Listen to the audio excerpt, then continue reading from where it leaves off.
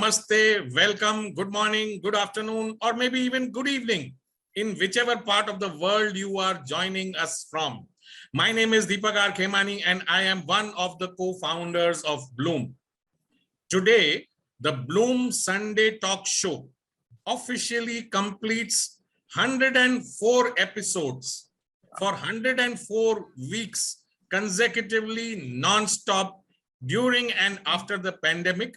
We have been on every Sunday. A person from industry, a person who is from health, a person who is from wealth, a person who is from the services industry, somebody who is an athlete, a power lifter, a world champion, a four-time Olympian champion, the president of the Professional Speakers Association, and many, many more have graced our platform.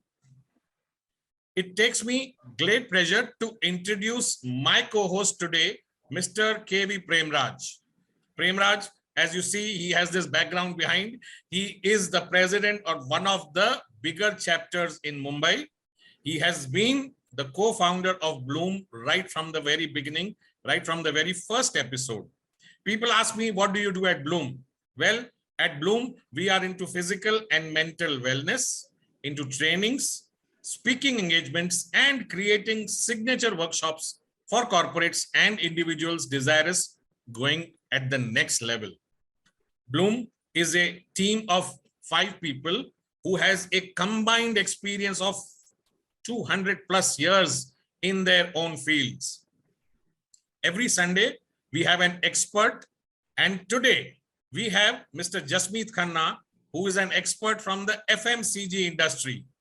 Let me ask Prem Raj to introduce Jasmeet and take the session forward. Over to you, Prem Raj. Thank you, Deepak, for that very kind introduction. Yes, we have a very hotshot person in the studio today, a corporate employee who followed his passion to build his own brands and add value to the startups in the FMCG space. He's got 17 years of corporate experience with leadership and senior roles in the FMCG industries, driving strategic business growth across brands. He's got a proven track record of successfully executing startup projects, working closely with young entrepreneurs and curating brands right from ideation to market execution. He's a key specialization with organizational strategy, business plan development, project viability reports, new product development, brand positioning, channel strategy, trade marketing initiatives, ensuring an efficient consumer connect in the food and beverages space. He is now helping startups find their feet. Welcome to the show, Jasmeet. Thank you so much, guys. It was an absolute delight with that introduction. Thank you so much. And just to give you a background about myself, I'm born and brought up in Bombay, and I've done my schooling from here. I did my graduation from here, and I did my post-graduation from the UK. Started my career and had the opportunity of working with some very respectable brands across the stream. I worked with brands like Red Bull. I worked with Coca-Cola. I worked with Minute Maid, Schweppes, Bacardi, Grey Goose, and also like I've headed a company in India as well. And that was, the good corporate stint that I had from 2003 to 2016. Post 2016, I actually decided to start my own entrepreneurial journey where I could basically work very closely with startups, because that was the time when I felt that there is a need, that there were so many startups blooming up in India, and there was a need of someone to handhold startups and get the right kind of strategy initially to handhold them for the first 2 years, which are the most critical 2 years, so that they sort of achieve the dream. God has been kind. From 2016 to 2022, I had the opportunity of working with, again, very respectable HNIs, third generation businesses, second generation businesses, and people who wanted to get into FMCG, but, were sort of struggling as how do we start? What should be the first step? What should be the second step? What are the, roadblocks? And How do I decide my pricing? How do I decide my consumer? Who's my consumer, first of all, So there were a lot of unanswered questions that I felt that, if I could be of any help to any such startup in terms of, defining the whole journey ahead. So generally that I came across with startups, people generally had this tendency of starting with a product. कि मेरे हिसाब से ये बहुत अच्छा चलेगा. I mean, sorry for the Hindi there. Yeah, That's okay. That's okay. Yeah. So people always think that whatever that they believe is going to do well in the market, but that's not true. The fact that the first thing that you ever start before getting into an FMCG business is conduct absolute market research. The thing is, you need to know as what's happening in the market. Peter Drucker and all these marketing gurus, there was this definition of marketing which always says that identify the gap, fulfill the need. That's what marketing is. Is first identifying the gap in the market, identifying your consumer, and then fulfilling that need. I always tell my startups to follow the same principle. It's always, you need to know as why are you getting into an FMCG business rather than what are you doing. So the most critical thing before getting into FMCG is doing a market research. Now you may say that, oh, we don't know how to go about like a very systematic or a process driven market research. How do we go about it? As we are startups, we are entrepreneurs, and we don't have any help. But the fact that you just start with basics. Let's assume you want to launch a snacking brand. For example, I'm just giving an example right now. How would I go about it? I would probably do a market research with about 20, 30 outlets or retail outlets in the market and understand what's selling, what's not selling, who's the consumer, what price is he buying, what grammage is he getting, what are the discounts that are happening, what is the kind of margin structures that are happening, how much is the retailer getting, who's doing the supplying. All these things are questions that you first need to answer. Then you probably need to also identify some kind of macro trends. So for example, you may say that 10 years back, there was nothing as, I would literally say there was nothing as healthy snacking. Look at the way the things have changed today. Every company, big or small, is launching a separate kind of a line with healthy snacks. So that's now what I'm talking about, trends. Are we in the right trend? Are we probably enhancing ourselves from the future timelines that, okay, I will sustain because the trend is towards me? To give you a very lame example also is, it's the time where music is online and in the air right now. If I actually say, oh, I want to launch a cassette player and I want to launch a CD player, you will never even entertain me, correct? Because the trend is gone. So one also needs to know as, am I in the right trend? Is my trend growing? So market research is the most critical thing before getting into FMCG. And this can be done at all levels. So my sincere request to all startup owners is, do your market research, identify whether you're in the right trend, you're in a growing trend, map your landscape of competitors. What are your competitors doing? Who is the biggest guy in the industry? Who's the smallest guy in the industry? Who's the average guy?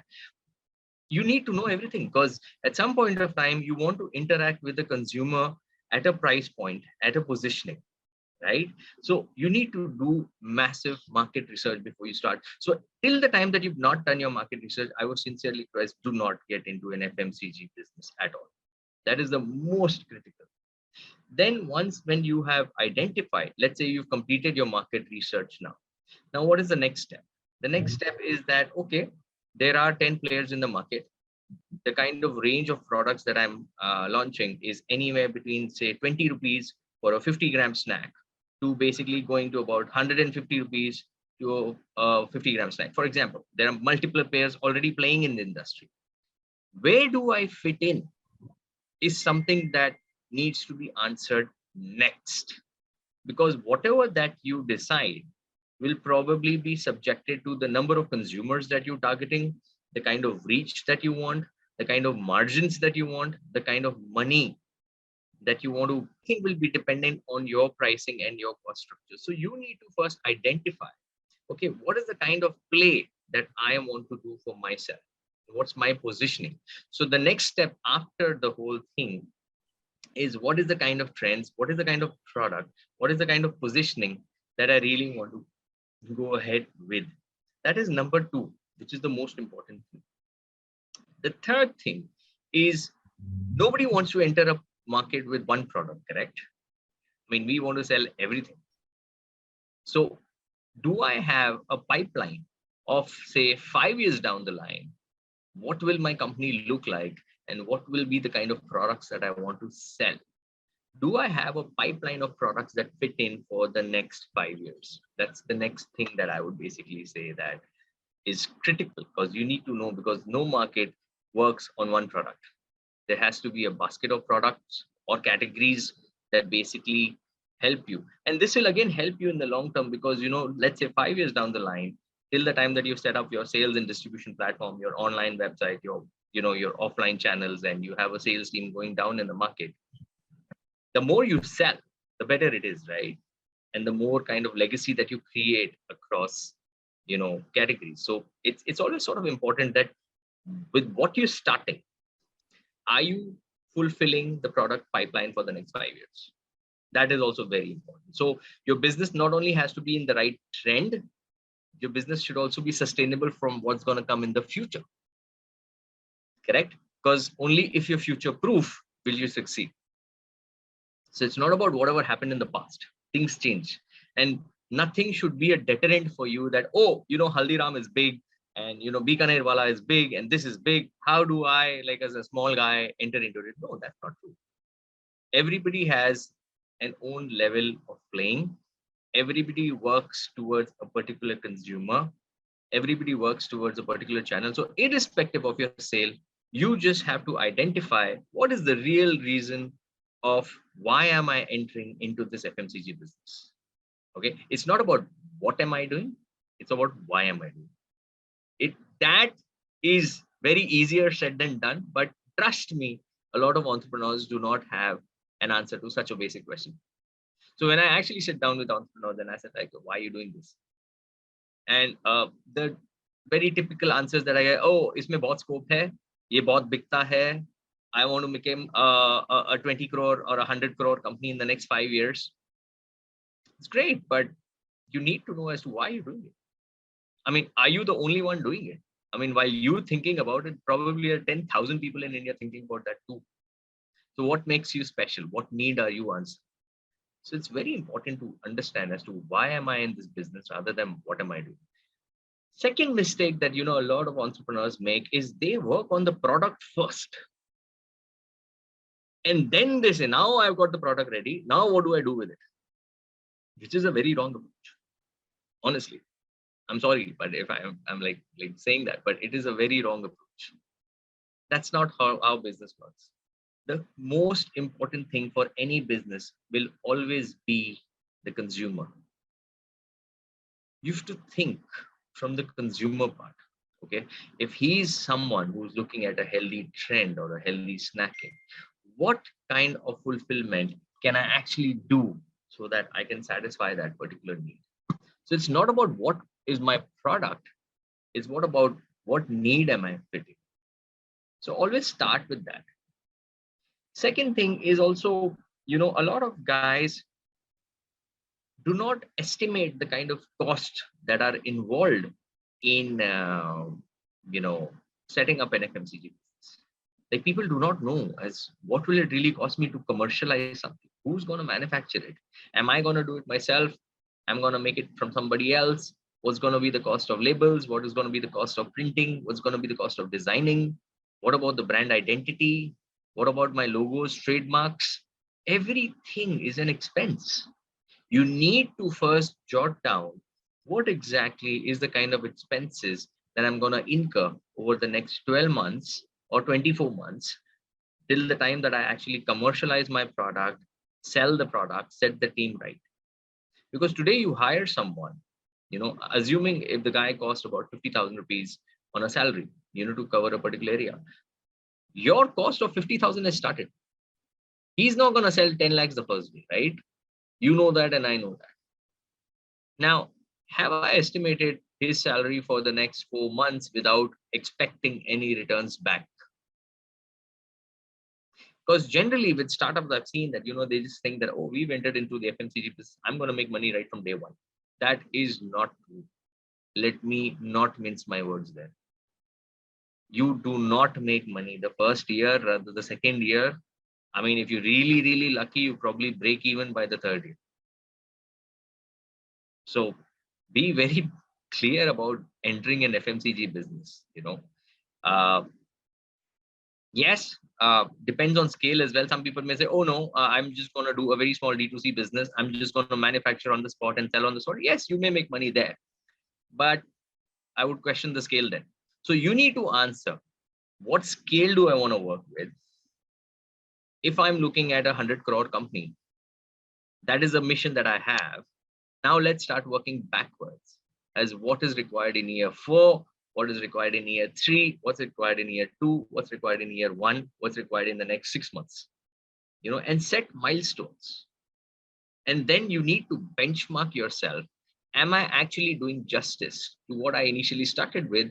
Am I off track or am I on track? So never enter this FMCG business with a short-term goal. It is never going to pay you.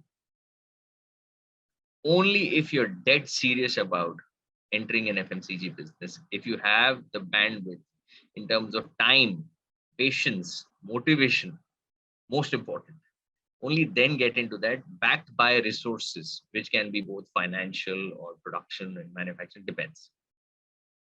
The next step that you need to go to is basically, how do I commercialize it, right? Let's say if I've decided that, oh, yes, I want to be a slightly premium brand. I'm going to price myself about $70, $80. And, I have identified my TG. TG stands for target group. I've identified my consumer. Then you need to understand as how does that consumer behave? What I mean to say is you need to identify his or her personal traits. My consumer is an Amazon buyer. My consumer is a Netflix watcher. My consumer goes to a spa for, worrying about his or her health. My consumer attends the big fat Indian wedding. My consumer is a global trotter, like probably travels around the world. Why this is important is because when you identify the traits of that consumer, you exactly know where is it that he or she buys my product. That's where you probably, this is now important because you need to decide as where are you going to sell your product. Your only goal is to map the consumer, correct? So when you have to map the consumer, you need to know where does he or she buy my product. Is she buying it on Instagram? Is she buying it on Amazon? Is she buying it on Nature's Basket or Food Hall? Is she buying at Rakhangi stores in Burley or Society stores in Santa Cruz? Or is she buying at the store next to her door? I mean, she doesn't matter. I mean, she just calls her grocery store and says like, ye bhej do, wo bhej do. Chances are she may not even encounter. So you need to know where does she do her buying? What influences her? Because that is the next step, which is important, which is called the channels. The channels for selling. You need to know your channels for selling. As, am I going to be an online brand, which is available on my website and Amazon only? Or am I going to be a brand which is both online and offline? Or am I going to be a brand which is only offline? Now, this again will be it's not a single kind of an answer. It depends on, again, a lot of factors, your pricing, your positioning, your packaging, your messaging, your consumer. There's a lot of factors that are, important while deciding as to what channels are you basically choosing.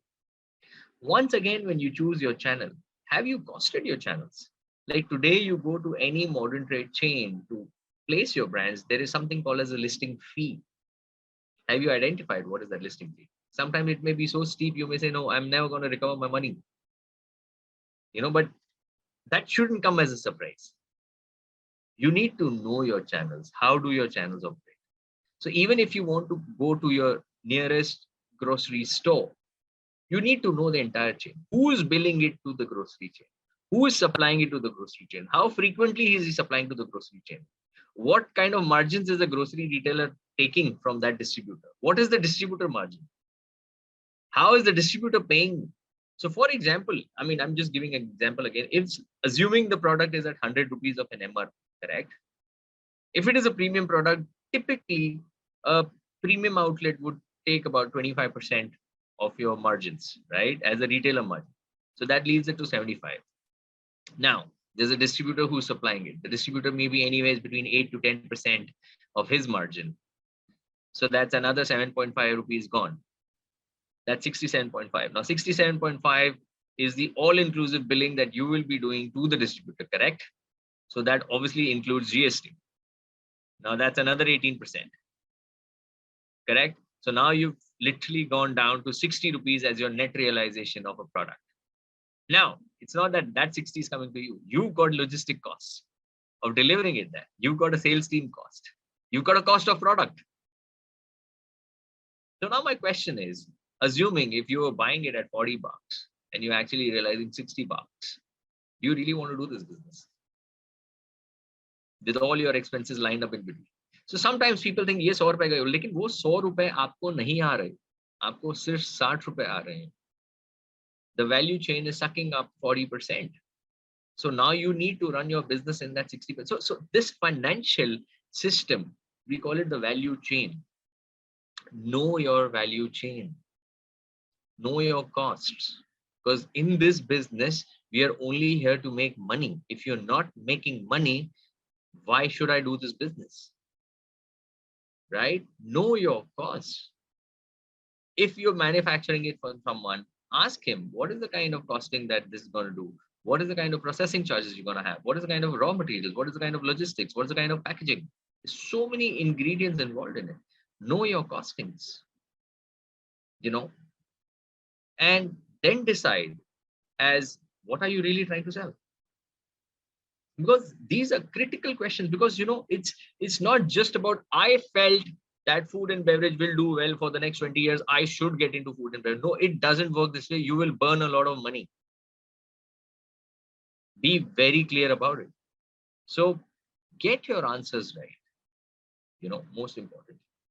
Once when you place your product, let's say you've done it all right, you're making good money, life is beautiful, you've reached the store. Now, what do I do once I've reached the store? The retailer is going to very well say, sir, aapka maal to humne rakh diya, bika nahi hai. What do we do then? You've done everything right. You got your stuff to the retail outlet and it's not selling. So you obviously need to do some kind of trade marketing, right? You probably need to promote it. You need to promote it in a way that there's some kind of offers or discounts or sampling that, if any consumer who walks, there's a promoter sitting there. Sir, try this today. This is something different. This happens with us, right? In a lot of stores. And we generally tend to buy that product. Oh yeah, this is really nice. Oh, this has got like probably 70% lesser calories. Oh, this has got literally no sugar. And, you need to promote that. But that costs need to be incorporated in your business as well. Okay, now even that is done. The sale is happening. The repeats are happening. Now, I've covered Bombay. Okay, I'm in 1,500 outlets or 2,000 outlets in Bombay. I've covered outlets completely.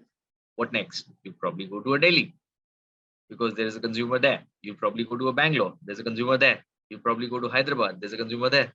You will probably go to Chennai. Every city is going to be a cost head, right? So you need to probably make sure as what is your plans. That is why I say you probably need to look at multiple factors before entering an FMCG business rather than just going out with a product.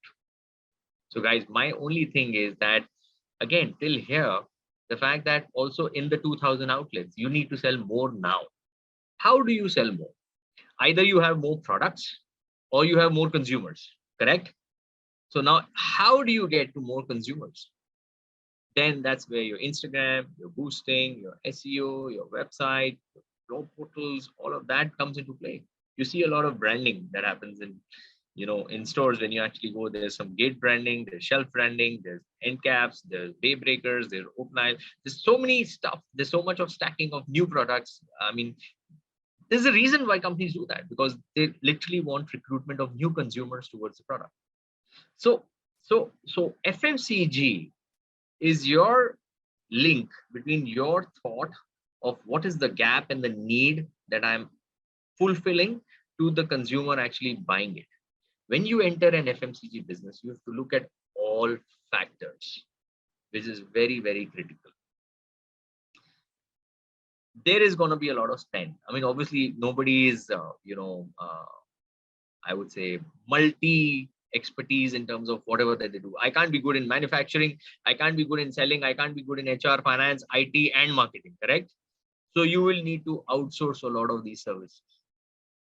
There is an HR cost of even issuing salary slips to your sales team. Have you incorporated that?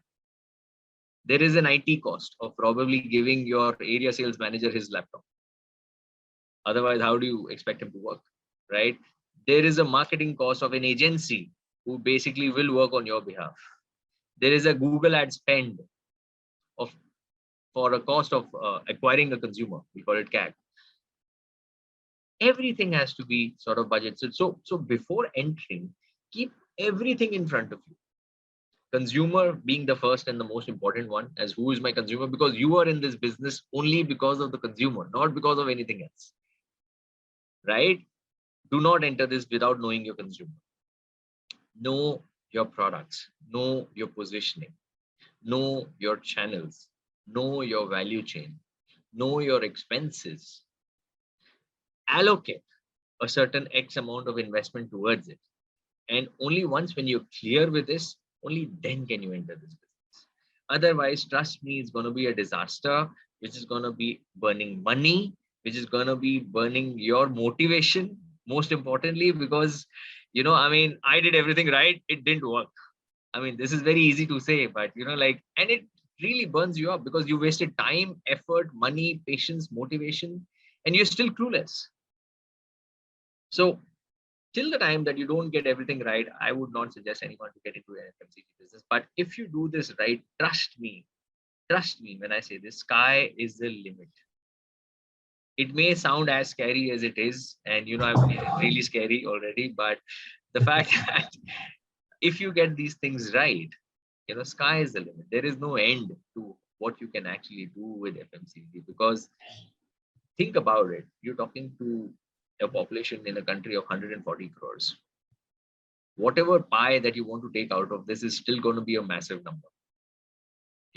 I mean, today, when you talk about a country like Australia, where the population is about 25 or 27 million, I mean, you add Bombay and Pune is probably bigger than that. So I mean, this is what it is. You're sitting in a country which has consumption. Anything that you can think of, right? From diapers to shaving blades to whatever that you can think of, there is a massive captive audience waiting for that. And trust me, with the kind of development that India is been experiencing in the last years and the future, there is no better time to get into this, because the kind of expenses that you look at the GDP, like the GDP is poised to grow for like at 42% in the next 5 years. No country can promise that apart from India. So if you are in India and you're just at the right time to launch things, because there's a massive captive audience. So just to sum it up, guys, be sure about what you're getting into, answer the why, not the what, and then launch your products. I'm open for any questions. I mean, either from Prem or the audience or anything. Let me know, please. Yeah, thanks, Jasmeet. That was really brilliant, and half an hour of masterclass, wherein finally it boils down to Simon Sinek's why. Yeah.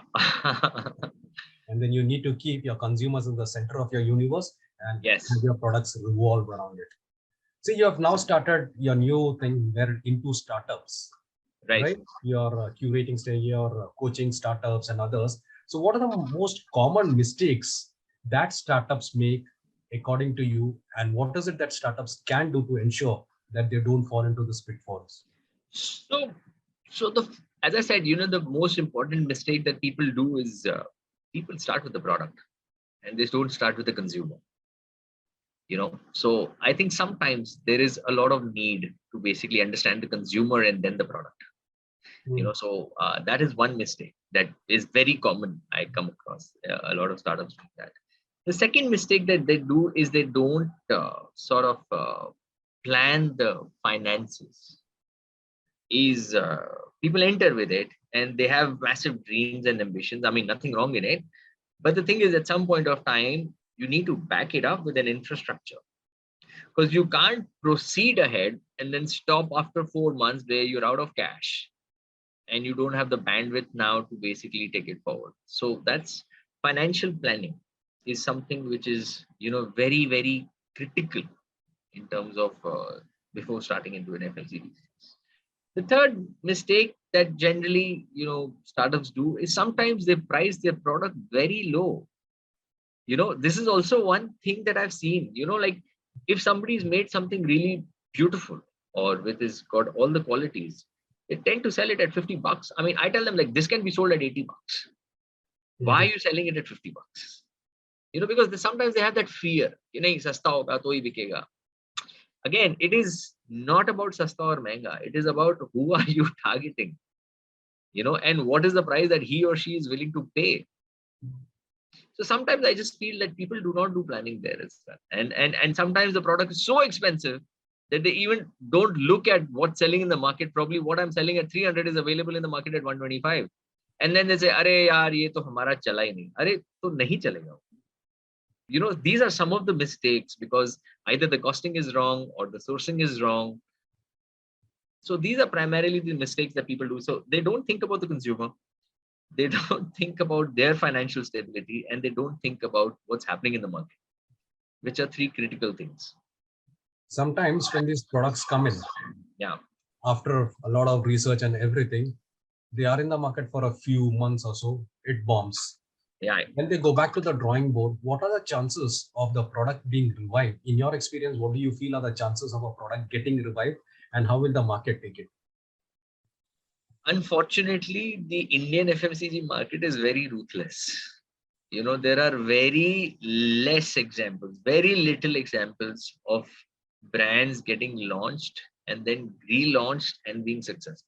So I would not say 100% no, but it is difficult in terms of reviving brands that have tanked completely. So that is why they say that, when you get into this FMCG market, play your cards right.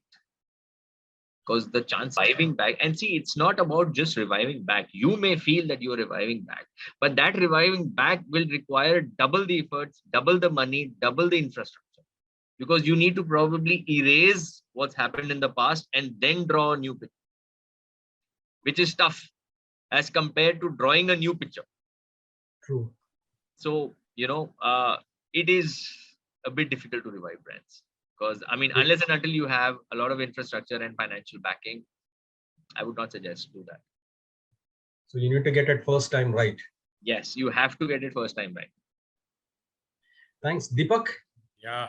I mean, as you said, the last 30-35 minutes have been a masterclass on what to do if you are wanting to enter the FMCG industry, the do's, the don'ts, try this, don't do that, have this in place, and only then launch. Let me ask Jasmeet a few practical real life questions, what we have seen in the last few years, maybe even decades.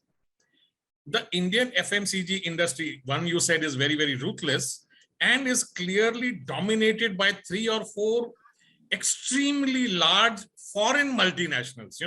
Yes. There is Hindustan Lever, there is Procter and Gamble, there is Nestle, and Coca-Cola, there's Pepsi. Coca-Cola and Pepsi. Yes. So these are really extremely large, deep-pocketed players. They can do anything to kill your brand if they feel threatened, or if a new brand has come up or is starting up and then getting noticed. What happens in these cases? It's a very good question, honestly. And the way that I would actually look at it is, when you have the advantages of being a multinational with those deep pockets, there are a lot of disadvantages as well. You would observe that basically these companies, I mean, however big they are, they're never agile. The agility only comes from startups. Startups are the game changers. Startups are the companies that are acquired by these large corporations. Startups make a difference. You look at Coca-Cola. They've acquired so many brands. Why do they do that? Do you think they don't have their own R&D? Do you think they don't have the sales and distribution? What is the reason for a Coca-Cola to buy a startup? Because startups are the one that bring the change, the agility, the trend catching with that small capacity is the biggest strength on what startups thrive on. So never take that as a disadvantage. Take that a massive advantage. What you can do, a Coke can never do it, because it has to feed a system which is so massive with a product. Yeah.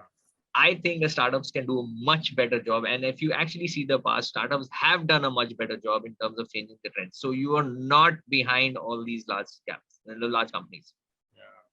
You can do what they can't. Yeah. So never think about how small I am or how big I am. The change will happen from you. Wonderful. So in the last 5, 8, 10 years since you've been in this business, in this profession, in this, scheme of things, tell us a few names which have come out in the last few years out of nowhere, out of nothing. Something which was a startup and has really made its name in its space. So many that I can actually talk about. There's so many I can talk about across sectors. I mean, look at Epicamia. I mean, they bought the whole concept of Greek yogurt in a company which is dominated by dairy. Yes. And they still made their mark. Hats off to them. Yeah. I mean, look at you got to go Snackable. I mean, it's a D2C snacking brand, but they actually changed the whole landscape. Look at the kind of coffee brands that you're coming across in the FMCG space. You never saw that anything of that coming from a large multinational company. So you've got Rage Coffee, you've got Slay Coffee, you've got Woke Coffee, you've got Sleepy Owl. Look at the mixer scenario. You've got Swami. I mean, these are mixers that out of nowhere have made a big mark today. I mean, you're talking about companies that were nothing, but today they have made their mark in whatever fields. Look at the tech field.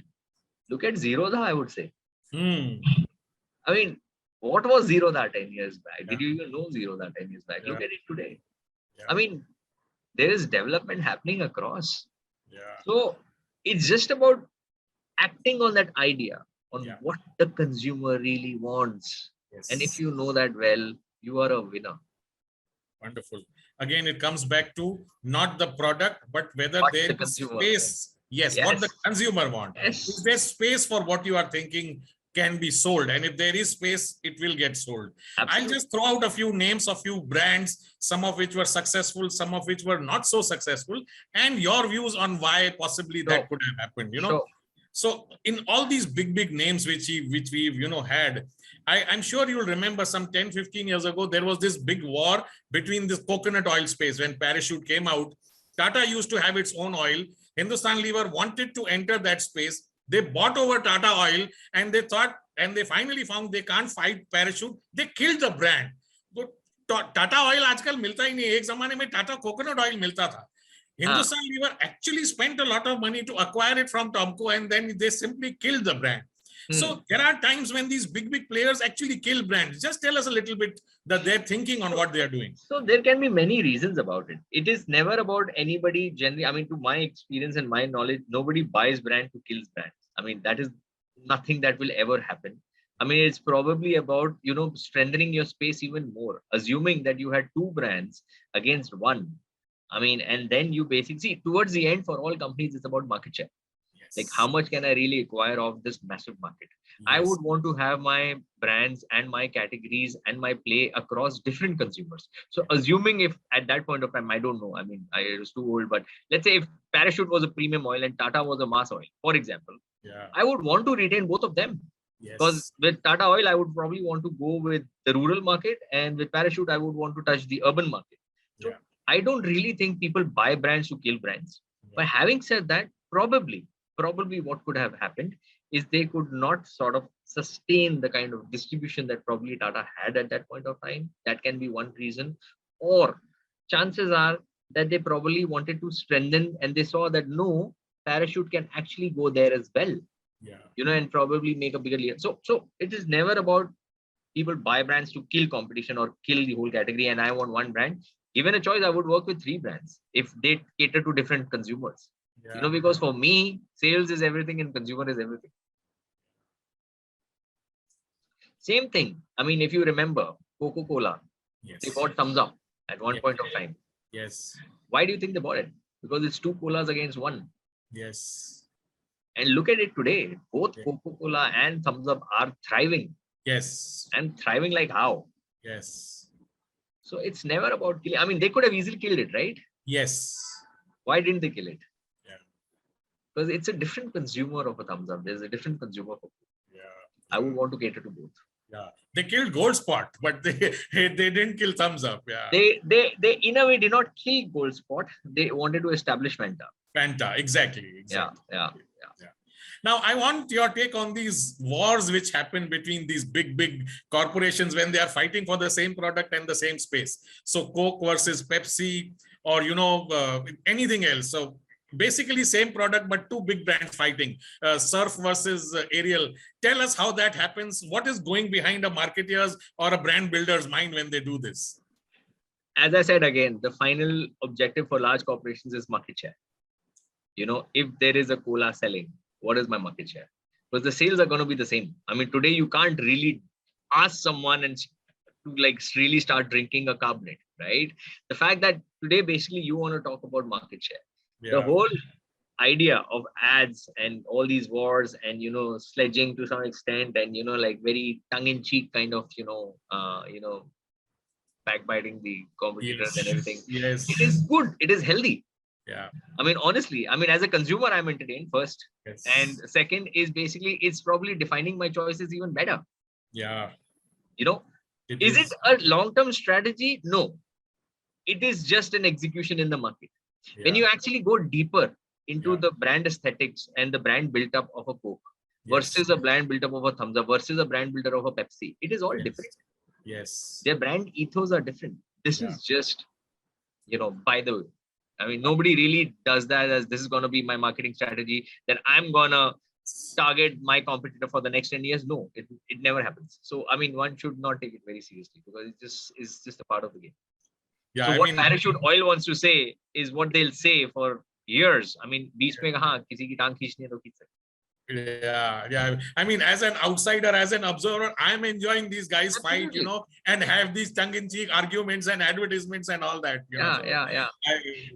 In a way, see, whatever happens, and see, that's another one misconception that I want to clear. People think that if there are more competitors, I will fail. But to an extent, that is the opposite that happens. The more the number of competitors, think about somebody else building your category for you at his marketing cost. Yeah. A competitor will increase your consumer base. So more the competitors, better it is. You stick to your ground. Yes. I remember this sentence, what you said, something very, very similar to when I was writing my book, and my book was about finance. And I was telling this guy, yeah, there are thousands of books of finance. Why will anybody buy my book? He said, just listen to this and see this. If there are thousands of books on finance, they are actually selling. That is why people are writing them. Absolutely. So the market has already been built there for you. Write your book and sell it. It will sell. Yes. There is always a consumer. Yes, there is always somebody's already done the job for you. Yeah, the market has been made for you. Yes. My next question to you is about private labels. Most of these big brands, when they establish themselves, Amazon has its own private labels. Big Bazaar used to have its own private labels. D-Mart has its own private labels. Reliance now has its own private labels. How does that work and how do they position it? So the first thing of why would I want to go for a private label? Obviously, because I'm making more money. Point number one, simple, clear. If a Reliance wants to buy it from another company, that company only give a specific margin. Beyond that, the company will not support Reliance or D-Mart with that margin, correct? Yeah. The reason for me to go through a private limited is one, because the category is sort of established. So let's say, for example, if I'm doing my own brand of rice. Yes. Now, rice is a commodity that sells everywhere, right? Today, there are multiple brands in rice. You've got Dawat, you've got, Tilda, you've got, many, in terms of that. So the fact that today D-Mart wants to sell its own rice. So what does D-Mart do? D-Mart goes to the rice mill directly, says, sir, I'm selling about 10,000 tons in a year or whatever, out of which I want to take about 2,000 tons at a higher margin for myself. Yeah. So the only reason of doing a private label is one, they're 100% sure that this category sells. Now, it is about me to make extra margins from that category, and that is why I want to do private label. This way, if I can actually go a step further and sort of associate with the farmers directly, being a Reliance, imagine the kind of money do I actually make, because I have the entire chain from the produce to the processing to the selling to the consumer. Yeah. Why shouldn't I go for a private label? I should go for a private label. But generally, if you actually see, the private label will only come for categories that sells. Nobody wants to get into creating brands through private label. Yeah. So 100%, it makes a lot of sense. If you have the output of selling, then you want to control the margins there. That is why. Yeah, I mean, point is well taken. But again, just a question which relates to what I asked you. Most of these private labels, if you notice, are priced slightly lower than the bigger brand. Obviously, because they want to sell, right? You can't price yourself higher than a popular selling brand. Yes, because see, the idea is very clear. You controlling the entire value chain, point number one. So your costs are much lower than the leading brand. The leading brand has got tons of marketing to you. You don't have anything to do because you're controlling the sales output. So obviously I will keep it lower because I want to attract the consumer and the market share out of that commodity for me. So today, if I'm going to a DMart, let's be honest, I trust a DMart. I trust a Reliance. I trust a Star Bazaar. Yes. That is why I'm going there. Yeah. So at some point of time, from a consumer angle also, it makes a lot of difference that if I'm consuming 100 kilos of rice, for example, in my office catering business, and if somebody is giving me the rice at like say 4 rupees or 5 rupees cheaper than the branded rice, I would surely take it because it saves me 5,000. So I've established myself with the distribution. I don't have any marketing. The consumer is anyways coming to me. Why should I not take advantage of it? But having said that, should I go above it? No, because then it's no point. Then because that's the brand play and the legacy that comes into that, I will trust a Tilda or a Dawat or a Kohinoor basmati rice as compared to any other local rice. Exactly. So if there is a Kisan tomato ketchup at 90 rupees, I will not buy a tomato ketchup which is private label at 100. So given a choice, if there is a DMart tomato ketchup at 100 and a Kisan at 90, what will you buy? Kisan, clearly. Absolutely. And now if there's a DMart at 70, you may tend to buy. Yes. Yeah. So effectively what is now happening is all these big retailers are actually becoming supply chain. They are actually creating the logistic pipeline. Yes, there is a lot of consolidation which is happening. Yes, this is something which was missing in our country. Every government used to come and say, they said, we don't have cold storage facilities. We have logistic issues. This thing has to be transferred from the south of India to the north of India or to the west of India. Most of these big players are now actually becoming the infrastructure play, the logistics play, the pipeline play. And it is good because this will only strengthen the entire system. Imagine the kind of reach that you can get being a large corporation yourself. Imagine the kind of cost that you can get working closely with the farmers. Today, the farmers work on MSP. If somebody gives the farmers more than MSP, the farmers will be delighted. Yes. Let's be honest. So at some point of time, this is required. Yes. Where you can actually give the benefit to the guy who's growing it and give the benefit to the consumer as well. And, there was this whole hue and cry about the APMC and everything. Now, why is that, right? Some people still believe that there's a lot of hoarding and there's a lot of malpractices that sort of happen. Now, if the system can be clear, where basically you have a clear understanding of right from the grower to the processor to the storage to the consumer, and you have your own outlets, obviously people are going to take advantage of it. Yes. So in a way, it's good. Yeah. Tell us a little bit from what you understand about the DMart model. How are they able to do their buy one, get one free, the extreme discounting which they are able to do, still be in the market and be profitable and be a listed company and, say I'm making this many thousands of crores. How are they able to do that? So first of all, he's a legend. That's how I would start with. Second thing, there are a lot of, basics that guy has done a thorough job in terms of understanding how this market works and how the retail stores work. Today, if you actually see, DMart doesn't pay rent on any of its stores. They buy the property and then they start operations there. Why do they do that? Is primarily because ups and downs in the business, there is no fixed liability on their head. Yes. Chances are the cost of the land may appreciate as well. So that's another business model, which is later on. Okay, but now coming to the question that you asked is how can they give a buy one get one free? Generally, it is a mixed kind of a hit that is taken by both DMart and companies, and sometimes only by the companies. So it's not that DMart really, takes the brunt from their pocket in terms of the margin, but it's like sort of shared by the company. Now you may ask, why does the company do that? Yeah. Now, if you actually see what has DMart captured from a positioning point of view, every middle income group family that goes to DMart comes out with a discount. Yes. Correct? That saving of 5,000 or 3,000 or 2,000, whatever it really makes a big difference to my life. Yes. Because of this, he's got the maximum footfalls as compared to any other chain in the country. Now, because of that maximum footfalls, if I'm a brand, do I want to talk with them? 120%, yes. Yes. Because, I'm consolidating my marketing efforts to that kind of a consumer. And let's say if my product matches the middle class, Yes. and if I really want to sell, and if I really want to take that hit, I don't want to spend in marketing. I might as well just give out that offer here, which may cost me less, but it's promising me a short sale. Today, I can tell you so many companies that are actually thriving just on demand. Just on demand. Imagine the kind of sales that guy has. The only reason, because he identified his core audience very clearly. So today, when you go to a DMart, you don't get the fanciest of stuff. Yes. But you get your groceries right. Yes. You get a discount on your basics. He doesn't care about the fancies. He's interested in giving you sasta, dal, chawal, atta, tel, ketchup. Simple. Yes. And to be honest, Deepak ji, if you actually look at your ration bill, 70% of the things are only that. If I give you a discount on 70% of the things, will you shop at anywhere else? Never. So my ticket size in a fancy store would be much smaller. Yes. My ticket size in a DMart is much higher. So even if I make a lower margin, I'm still making more money. Yes. So that if you actually compare the ticket size of DMart as compared to anything else, it's much higher. So it doesn't really matter. It's about the number of headcounts that I'm getting inside the store, the ticket size that I'm actually making, and the kind of money that I've made on it, despite surprising and amusing and entertaining my consumer by that discount. Yeah. That's the DMart model.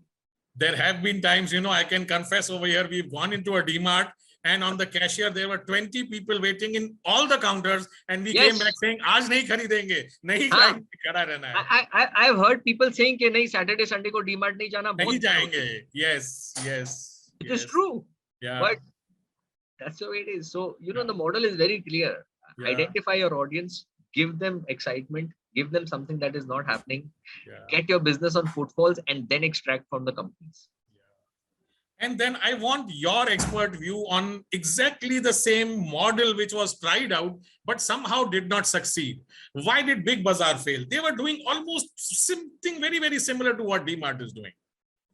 There are actually many reasons of why a Big Bazaar failed, I would say. Is one, obviously, if you actually, one of the reasons that you can think of is basically, apart from the legal tangles and everything else, is what I think, and I may be completely wrong, the cost of operations was slightly higher as compared to a DMart. They started in a scenario where they were dominant. It was like a lot of players that actually entered after Big Bazaar. Yes. So, your infrastructure cost went high, the landscape sort of increased, the number of players sort of increased, and the dynamics changed. So I remember the first Big Bazaar was somewhere in Palladium, in 2000 or maybe 2001, maybe, if I'm not wrong. So a lot, if that is the kind of, you're just talking about last 20 years, right? Yes. And you've seen and I've seen of what has happened in the last 20 years. So never think that you are always future-proof. Something will come. The future group wasn't future-proof. And they did not utilize their first mover advantage. Surprisingly, they probably messed it up at some point. Otherwise, they always say there is always a first mover advantage. See, as I said, the operation model were different. When we say that DMart doesn't rent out spaces, probably Big Bazaar does. Today, let's say, if given a fact that, let's say there was, I'm just giving you an example. If the store is shut for 6 months, both DMart and Big Bazaar, who will be hit more? Clearly Big Bazaar, Yes, there is a way, and there are a lot of things. They cannot be pinpointed to one thing, actually. There can be many things of what went wrong. I just want to share one example also with you and take your views. This happened a few years ago. Gillette clearly is the #1 corporation across the world as far as men's shavings products and everything else is concerned. A lot of people tried getting into that space, coming out with razors, but somehow they were never really successful. But You know few what? years ago, this Dollar Shave Club, they said, give us $1 and we will send you best quality razors, and they will. A little bit on that story and what your views are on it. It's very simple. Everybody needs to shave, right? Correct. So the fact that the market is there, okay, and the market is on a repetitive basis, chances are you may shave, let's say, anywhere between, say, 4 to 10 times in a month, depending on your beard growth. I don't. So depending on your beard growth, is you may shave from 4 times to 10 times. Now, again, can everybody afford a Gillette? No. Correct. So there was a gap that I am using something as basic as a shaving blade about 50 to 600 times or 50 to 300 times in a year. Okay. Do I really want to spend that kind of thing? Okay. With a Gillette, my consumer is the premium consumer. You know what Gillette does is that every design of theirs is patented. Yes. That's how they block competition. Yeah. You can't replicate a Gillette design. Yes. Or a technology. Yeah. Having said that, they spend so much on R&D that the products are expensive. Yes. Having said that, again, there is a certain consumer that they're targeting. So honestly, comparing a Dollar Shave Club to a Gillette would not be fair, because the thing is, there are different consumers that they're talking to. Yeah.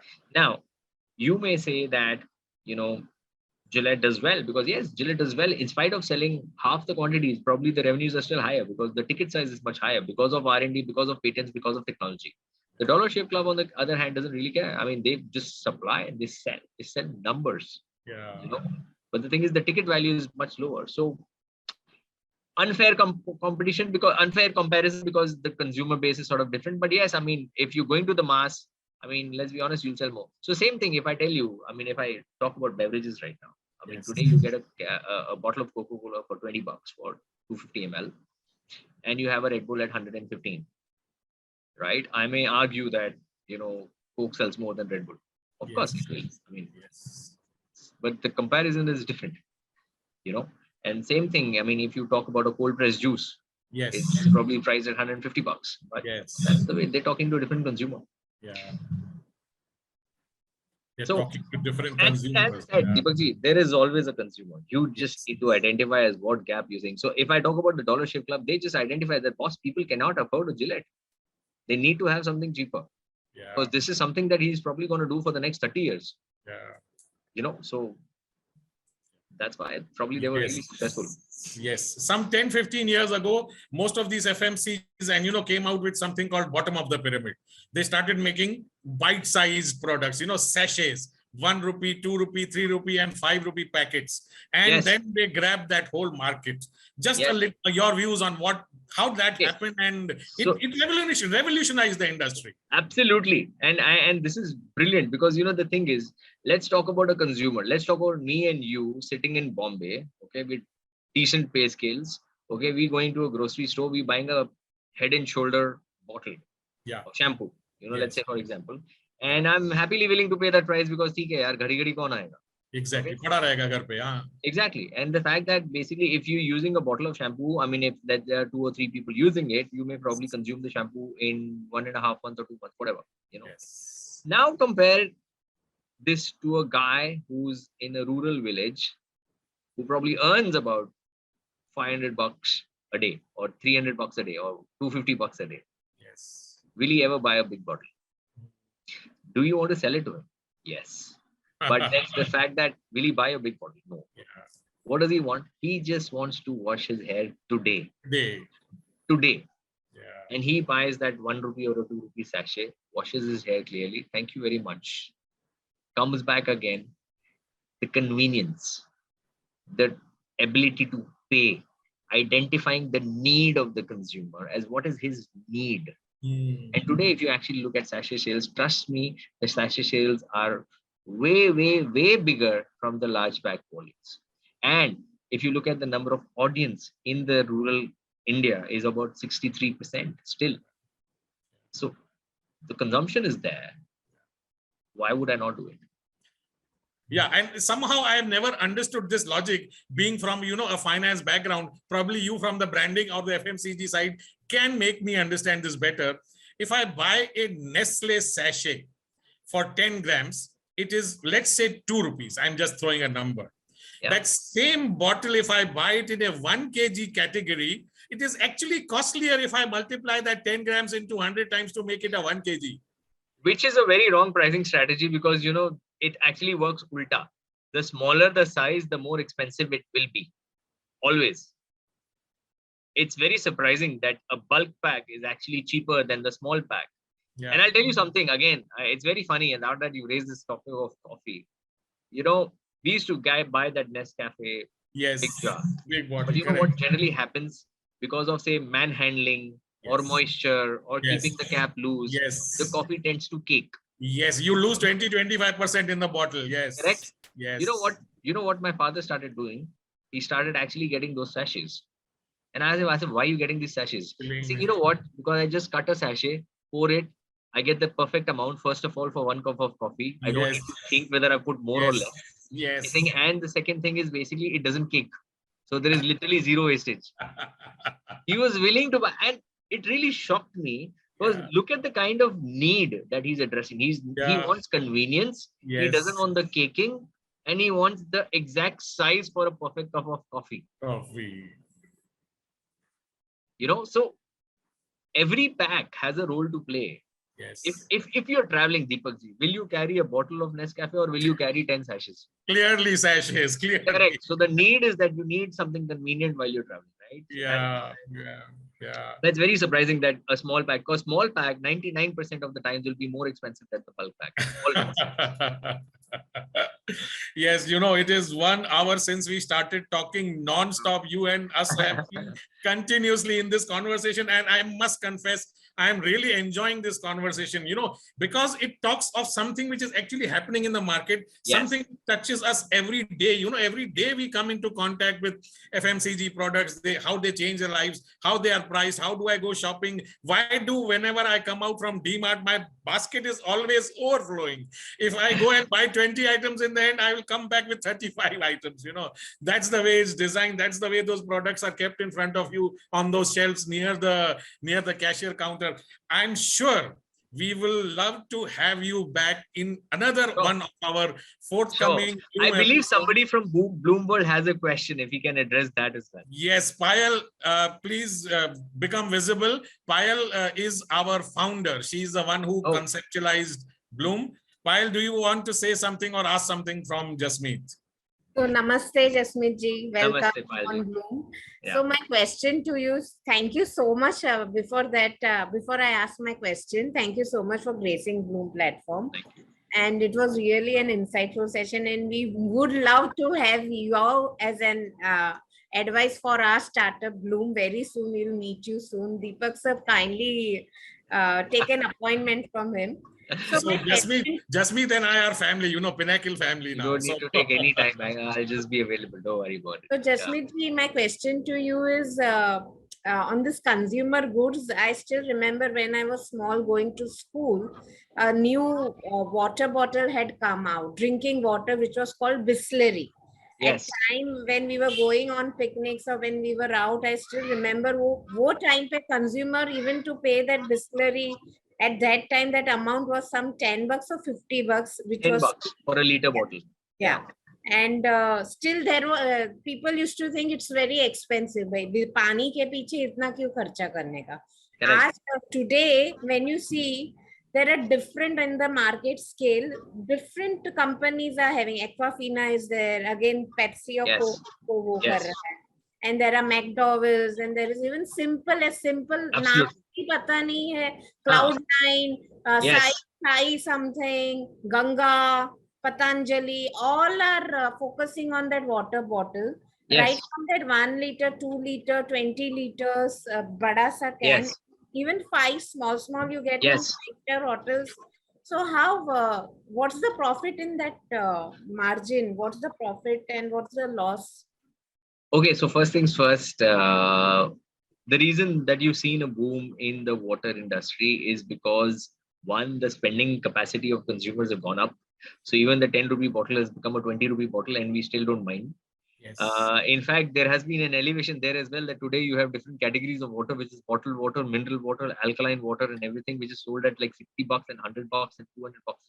Yes. So yeah, I mean, definitely there is a need. And if you actually ask me, the beverage stream, bottled water is the fastest growing. Having said that, when you talk about profitability, I would not say it is the most profitable business, because the real reason for that is the logistics of carrying a 1 kilo bottle from a Bombay to a Pune is huge. And the cost of setting up a plant, why you just told me that, you know, there are so many brands. I've not even heard about the brand, but there's so many brands. You'll be surprised that you can't even probably count the number of bottles, because the cost of setup of an RO plant is not that high. So anybody can actually set it up. As long as you have the BIS standards, as long as you have the, you know, the regulations and everything, and your qualities controls in check, it is not a heavy kind of a business in terms of investment as compared to any other plant. So that is the reason that you see so many brands. Now, once you cross, the water business is a very regional business. You know, even when a Coca-Cola does it, or a Pepsi does it with an Aquafina or a Kinley or anything, it's because they have multiple plants across multiple locations. That's why they can do it. Like, there cannot be one brand for the pan country. I mean, it's not possible. Okay, so because the logistics is so high, and the realization, and again, remember, if you heard me before, there is a retail margin, there's a distributor margin, there's a logistic margin. So what is it that you're really getting out of it? So profitability of water, I mean, especially bottled water, is low as compared to other beverages. But yes, the scalability and the consumption is so high that even on low margins, people thrive very well. You know, so chances are you may see, I mean, unless and until I'm not a national brand, chances are if I'm selling in Bombay, you may not see me in a Pune, you may not see me in a Nasik, you may not even see me in Delhi, Bangalore, to bahut dur ho gaya. So that is why there are multiple brands. And again, the fact that you have to understand, today when we walk out of our houses, because of so many hygiene issues that we sort of have, we do not trust a tap water. We come from a country where water is free. Yes. Okay, technically. But the fact that we don't still consume, I mean, apart from your house, trust me, chances are you may not drink tap water anywhere. Yes. Unless and until it's a 5-star hotel which has installed an RO plant, and you may sort of trust, because okay, I'm trusting a JW Marriott, I'm trusting a Taj, that they will not give me bad water. I mean, yes, they have RO plants. Yes. So apart from that, on any local restaurant, will you ever drink the local water? No. Right? Why? Because you've got health issues today and you don't have trust. That itself is the main reason of the booming of bottled water. You have the money to spend. You don't trust the thing. There is a need of you wanting convenience of not lifting your bottle from home and drinking it. While actually, I would do that, but yeah. So it was indeed an enriching and insightful session. Thank you so much. I've seen people are buying even Evian water, which has been yes. So there are consumers who consume expensive waters, and there are consumers who will consume cheap water also. Yeah. Know your consumer and you have the product right. Yeah. Yes. Over to you, Premraj, for the official closing. Thank you, Jasmeet. Thanks for your time. Thank you for giving us a lowdown on the FMCG space and on the startup area. We enjoyed interacting with you. Looking forward to more association with you. Thank you so much. Goodbye. Thank you, Jasmeet, for your time, and hope to have you again. Thank you so much. Absolutely. Thank you so much. Thank you, everyone. Bye. Good afternoon. Good afternoon.